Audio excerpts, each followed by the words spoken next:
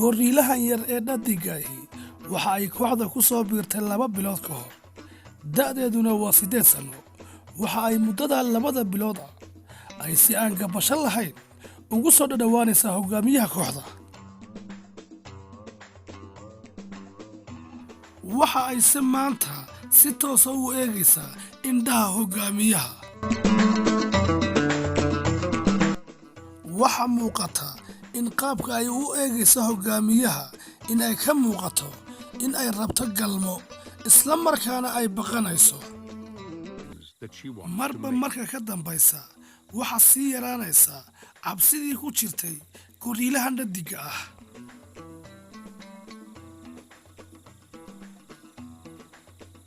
Waxa aanay bilowday hadda in ay si toos ah ugu soo dhaqaaqdo xagga uu joogo jacaylkeedu.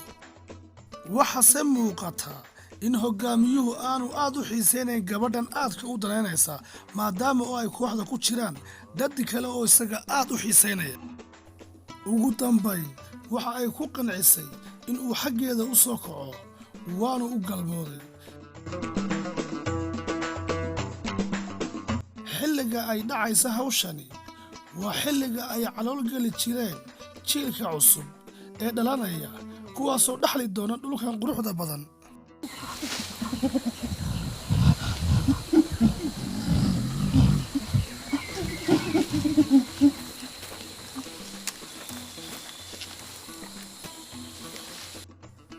Maalmaha soo socda waxa ay dhammaantood ku mashquuli doonaan galmo. Waxa aanay samayn doonaan in ay dhammaan isku wada tagaan, taas oo uu mid kasta raadsan doono dhiggiisa kale si ay u kala helaan ubad.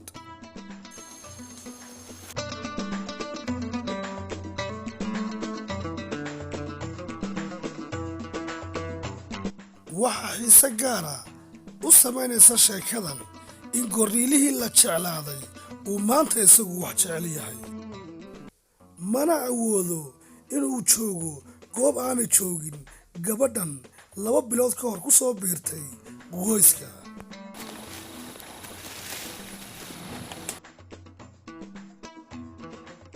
Waxa ay galmadani dhex maraysaa hogaamiyaha iyo gabadhan cusubi ay dhacaysaa xilli aanay kaba warqabin gabadhii weynayd ee hogaamiyaha hore ula joogtay.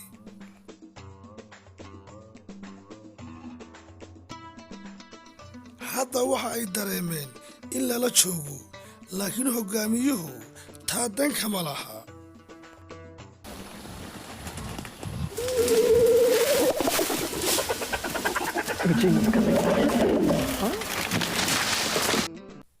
Inkastoo ay ka soo gaadhay kalana eriday, laakiin kumay guulaysan in ay baajiso galmadan.